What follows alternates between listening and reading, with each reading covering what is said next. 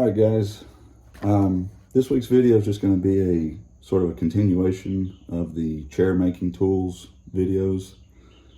All I'm going to be doing is kind of modifying this old marking gauge to be a pencil gauge for use on round surfaces. So it'll be something more or less like that. And this is the same book I had last week where I was showing you all the different tools needed for chair making. If you haven't seen that video, go back and watch that one.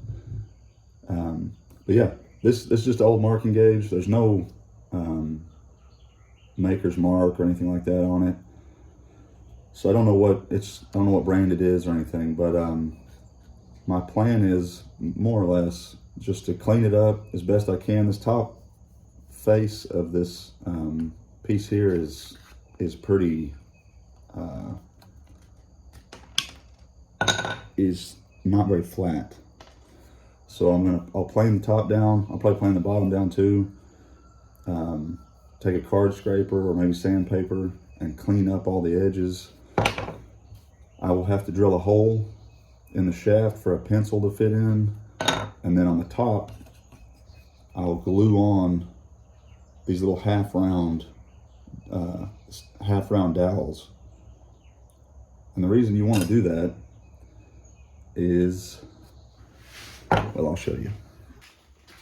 All right, so the reason you would want to add these little half rounds onto here is because if you imagine you have a gauge, a regular marking gauge with a perfectly flat surface, and you're trying to mark a line on a round shape, this wobble is going to end up creating a lot of discrepancies in your line. It's going to cause inaccuracies because you could be tilted too much one way or the other, and it's going to cause a lot of problems in the long run. But if you have, of course, I need one on each side, but if you have two of these half rounds, it forces your gauge to be steady and to mark a straight line even on a round surface. So that's the purpose of that.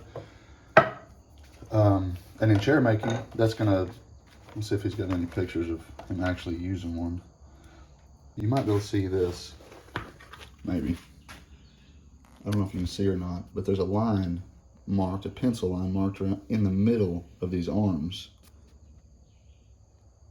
And the way that was marked was using one of these marking gauges that's been turned into a pencil gauge and had these little half rounds added onto it.